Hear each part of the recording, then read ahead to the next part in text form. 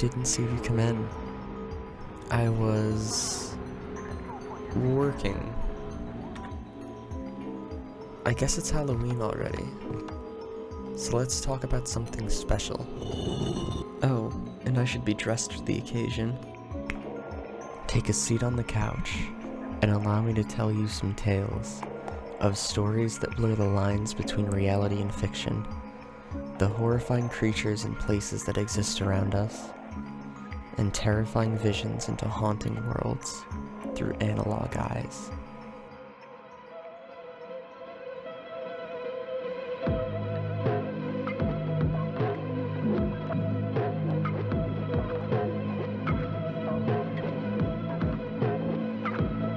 Let's go back to the year 2000 to be exact. 10. Are you ready? Happy New Year early. In 10, 9, 7, 6, 5, 4, 3, 2. Wait a minute. It's New Year's Eve 1999. What the hell are you people doing watching this crap? The internet, experiencing its infancy over the 2 decades prior, was coming into its own. A time before any centralized social media took over. A time before any social media, for that matter. MySpace wouldn't exist for a few more years, so how would anyone share anything online? Well, back then you wouldn't just be using your browser for Google, YouTube, Twitter, or whatever else there is. This was the age of the personal website. GeoCities, AngelFire. There were probably more, but I don't know them. These allowed you to create and host your own websites. While many people, including me, still have their own personal sites, this era was the peak of it. Anyway, I'd like to focus in on an unassuming blog site. A simple story of a man and his curiosity for delving into the unknown. Also, welcome to the cave. I figured I'd go somewhere fitting for the story to get some cool footage, but I actually ended up getting lost. Since we're both going to be stuck down here for a little bit, might as well pick up where I left off on the video. Our story follows the titular Ted, his friend Brad, and Brad's dog Whip, as they venture into an unexplored cave system. Told through the medium of an innocuous caving journal, it's presented as reality, and details are withheld to protect the identities of the cavers and the location of the cave itself. As the story continues, they experience unexplainable happenings within the constricting walls of the cave. Unusual and unexplainable sources of wind, hieroglyphs, and the like. I'll avoid spoiling anything too much further to encourage going out and reading the story for yourself. And instead, I think I'll discuss the lasting impact on the scene of web horror.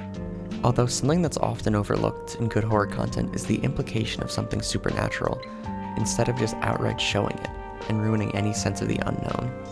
And I think Ted's Caving Journal does this very well. Ted's Caving Journal never reached the heights of some of the other giants of internet horror that I'll discuss later, but it had an indescribable impact on the development of the genre. Pioneering what would become labeled as unfiction, it set the stage for stories to follow. Being arguably one of the first creepypastas, it predates the term itself by over 5 years, and holds up significantly better than the majority of works to follow it, in my opinion at least. Oh, I think I see some light actually. I might be able to squeeze through and get back to the surface. Oh. I don't really know where I am, but at least I'm out of that cave. You know, this forest kinda reminds me of...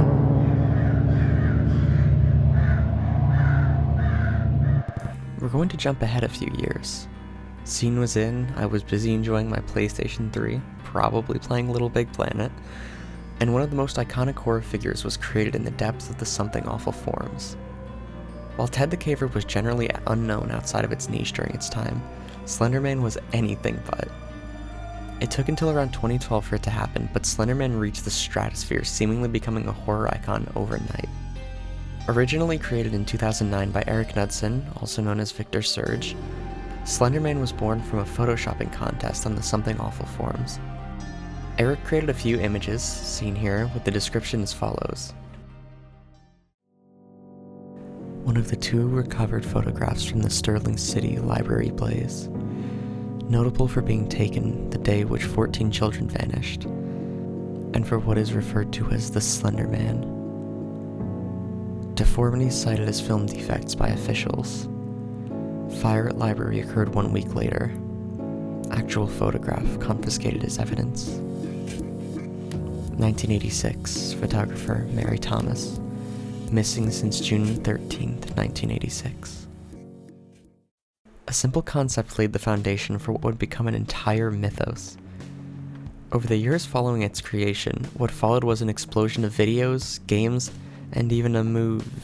Maybe we can forget about that one. Not only did Slenderman prime the scene for its later characters, think Siren Head, it also inadvertently helped grow the viral horror game genre, which would give rise to numerous content creators that would in turn promote games like Five Nights at Freddy's in the years to come. Now, it's getting kinda spooky out here, but I think I heard some cars passing by. Maybe I saw some headlights. My luck is finally looking up. I think if I just follow this road for a bit, I should find my way back. But I don't recognize this place still. I've been walking on this road for a while, but it's actually starting to remind me of another internet horror story, as upsetting as that sounds. It's actually about a couple kids getting stuck on a road, not unlike this one. What was it called again? Created by Stephen Chamberlain, known online as Indrancoal 3. No Through Road was an experimental found footage horror short uploaded to YouTube in 2009. Like I said already, it followed a group of teens or young adults getting stuck on a road and encountering unexplainable supernatural happenings. Very apparently taking inspiration from the Blair Witch Project, it's difficult to say that it wasn't as convincing. We can look back and laugh now over people thinking either were real, but there were genuinely some comments thinking this was a real video that I found. What sells this the most is by far the acting of the people in the short. It's some of the most convincing acting I've ever seen from amateur creators on the platform. Something you may have noticed from the footage I've hopefully been playing in the background is the distinctly analog look of the video. No Through Road is commonly attributed the title of YouTube's first analog horror, and it deserves it in my opinion. It uses the medium to splice old recordings of the characters being actually normal teenagers into the narrative seamlessly, contrasting the horrible situation they find themselves in at the time of recording. It's really not difficult to see the impact this had on internet horror as a whole, by taking one look at what's been popular over the past few years. They all seem to be traceable back to this. Like with the others, please go check out this short film if you haven't already, or even if you have, it's really not that long. Don't watch the sequels though.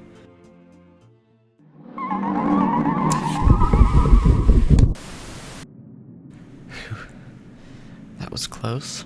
What kind of psycho drives down a bumpy road in the middle of nowhere like that? I think I'm beginning to notice a trend.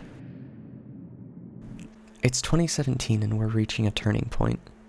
People can't hear you through their AirPods and Supreme hoodies, and Despacito is dominating the world? Was there really nothing better in 2017? Around the mid to late 2010s, where I would say we reached the modern idea of the medium of internet horror, and the different staples were well understood. Built off the backs of the pioneers I covered in the first half, these works and ideas skyrocketed into popularity. Now, Petscop shouldn't be unfamiliar to you if you're watching this, but for the sake of clarity, it's a YouTube video series that started in 2017 and released its final part in 2019. It follows the main character, Paul, as he documents his exploration of an unreleased PlayStation game. A complex narrative slowly unfolds itself through the videos, dealing with some genuinely heavy themes. Family, abuse, trauma, life, death, and rebirth. The comparisons to the first story explained in this video should have already become apparent. A story told as if it were real, following a dive into the unknown.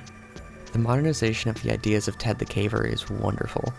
A major shift shown through Petscop, in particular, is the moving away from stories of scary things just happening and into an ongoing trend of these works of horror being used to describe and explore individual trauma and real psychological fears. This series is incredible though, and it's one of the very few pieces of horror to make me actually emotional. I would highly, highly, highly recommend Next Post videos if you haven't seen them, but only after you've watched it for yourself. Maybe at some point, if I ever make it out of here, I might even make a longer video if anyone would be interested. But this place is giving me the creeps. I kinda wanna see what's inside though.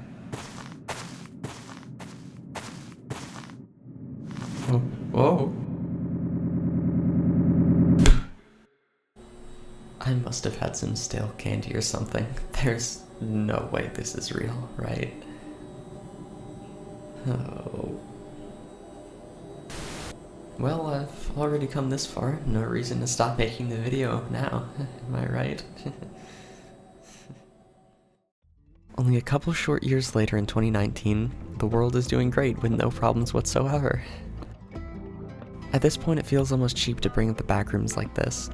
What started as a simple post in a 4chan thread describing some off-putting photo has become a labyrinth of user-created stories comparable to that of the SCP Foundation, spawning countless high-quality videos, video games, and even an upcoming movie. Surely that can only go well. The comparisons to Slenderman's beginning draw themselves, and you probably understand the structure of this video by now. It all started like this. If you're not careful, and you no-clip out of reality in the wrong areas, you'll end up in the Backrooms, where it's nothing but the stink of old moist carpet, the madness of mono yellow, the endless background noise of fluorescent lights at maximum hum buzz, and approximately 600 million square miles of randomly segmented empty rooms to be trapped in. God save you if you hear something wandering around nearby, because it sure as hell has heard you. These words in the accompanying picture were all that were needed to kick off this universe. The idea being timed almost perfectly with the rise of liminal space online following the pandemic lockdown certainly helped though. What can be seen again, like in Petscop, is an advancement of the ideas of old pieces of horror. Despite how simple the entire concept really is, I believe it reflects the state of the genre incredibly well. The Backrooms presented a concept deeply linked to video games blending into our reality, and playing off of our fear of the uncanny. But seriously, why is this such a familiar idea for so many of us? Who has been in a place like this? Well, other than me now, I guess. I'm getting tired from all this walking. Surely it couldn't hurt to lay down for a little bit, right?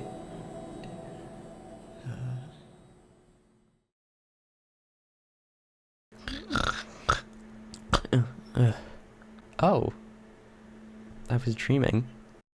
Maybe I did eat some bad candy. Wait, an hour. I have an hour left to make a video. Oh, no. What's something I could talk about? Anything.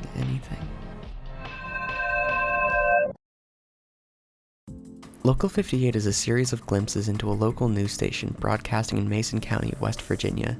Despite it starting in 2015 and having been on hiatus for just about 2 years now, the creator Chris Straub has continued to work on it, and the whole story is yet to conclude. Taking inspiration from works such as the Blair Witch Project and No Through Road, everything shown, almost everything, is analog, and that plays a major part in the narrative. I could be wrong, but I also believe the video titled Station ID might be the originator of the term analog horror used in this context.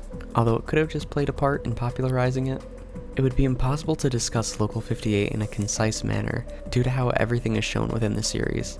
But to try my best, it follows numerous broadcast interruptions on the titular station originating from what appears to be the moon. But it's more likely some eldritch cosmic horror entity attempting to exterminate or subjugate humanity. There exist other creatures in the world of Local 58, but their purpose isn't entirely clear to me, and there's some mind control, hypnosis stuff happening. I don't know. What would follow Local 58 is the surging popularity of the analog horror genre, in tandem with the Backrooms and liminal spaces over the late 2010s and early 20s, with countless series taking inspiration from it. Now, I'm not trying to knock any of the creators that took elements, to be clear, but going through every piece of analog horror, you would be hard-pressed to find one without something that Local 58 did first. That's the nature of this all, though. It starts with someone, somewhere, being inspired to create by something they're interested in. Inspiration and iteration lead to more works to inspire more creators, in the same way that slashers and monster movies were made popular. It all works in a cycle, really. Everything comes full circle.